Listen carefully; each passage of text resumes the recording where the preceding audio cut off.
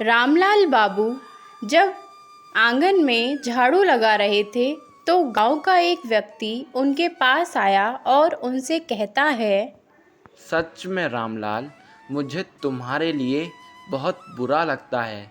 जब भी मैं तुम्हारे घर की तरफ आता हूँ तो मैं देखता हूँ कि तुम कोई ना कोई काम करते ही रहते हो।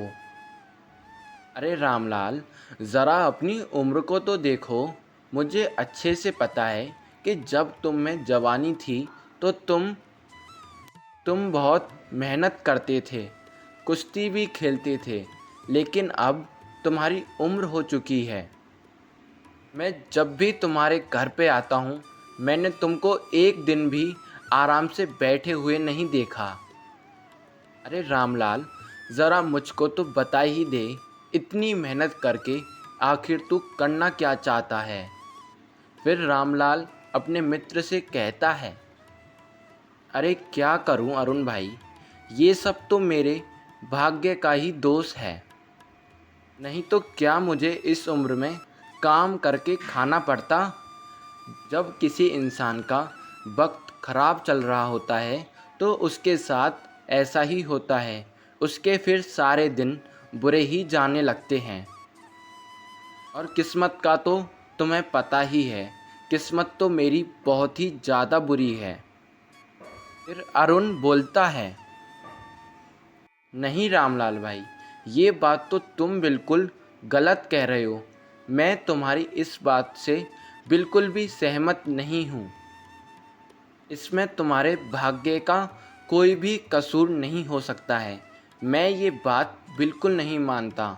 हाँ, मुझे पता है कि तुम्हारी पत्नी बहुत साल पहले एक छोटे से बच्चे को छोड़कर हमेशा हमेशा के लिए तुमसे दूर चली गई थी, गुज़र गई थी। और तुम्हारी पत्नी के गुज़र जाने के बाद से ही तुमने पूरी ज़िंदगी ऐसे ही जी है। अपने पूरे घर को तुमने ही संभाला है।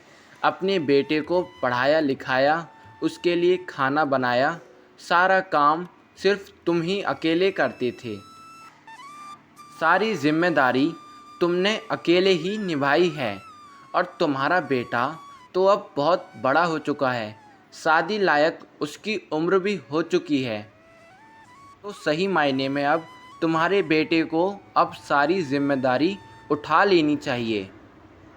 अगर तुम उससे नहीं कह पा रहे हो तो एक दिन मैं उससे कह दूंगा। और तुम्हारी सबसे बड़ी गलती ये है कि तुमने अभी तक अपने बेटे की शादी नहीं की। तुमको अपने बेटे की शादी कर लेनी चाहिए थी, ताकि तुम्हारे घर में बहू आती, जिसकी वजह से तुम्हें घर का ये सारा काम भी नहीं करना पड़ता और तुम्हारा लड़का भी एक जिम्मेदार इंसान बन जाता। फिर तुम्हारा बेटा अपनी जिम्मेदारियां भी समझने लगता। तुम भी एक आराम की ज़िंदगी जी पाते। लेकिन तुमने ऐसा बिल्कुल भी नहीं किया। मैंने तुमसे 1000 बार कहा था कि अपने बेटे की शादी कर लो। तुम ही बताओ, इस गांव में भी तुम्हारी जैसी उम्र में कोई भी काम नहीं कर रहा है, सिर्फ सब आराम से बैठे रहते हैं। और तुम इस उम्र में घर से लेकर खेत तक सारा काम सिर्फ तुम अकेले करते हो। फिर रामलाल अपने मित्र से कहता है, अरे क्या करूं अरुण भाई, मैंने तो अपने बेटे से 1000 बार कहा है कि शादी कर ले। लेकिन आपको क्या पता, मेरा बेटा है वो, मुझे ही तो पता है कि वो कैसा है। मेरे बेटे को अभी शादी करनी ही नहीं है। वो हमेशा शादी के लिए मना कर देता है। अरे मैं क्या, उसको तो आप भी शादी के लिए तैयार नहीं कर सकते हो। तो आपसे भी बस एक ही बात कहेगा, पहले मुझे अपने सपने पूरे करने हैं, उसके बाद ही ये शादी वादी हो जाएंगी। क्योंकि ये शादी करना इतना ज़्यादा ज़रूरी अभी नहीं है। पहले मुझे अपने सपने पूरे करने हैं, कुछ बड़ा करना है। इसलिए मैं भी उस पर ज़्यादा ज़ोर नहीं देता हूँ। क्योंकि बहुत मुश्किल से ऐसे बेटे मिलते हैं जो शादी करना नहीं चाहते हैं, बल्कि वो पढ़कर कुछ बड़ा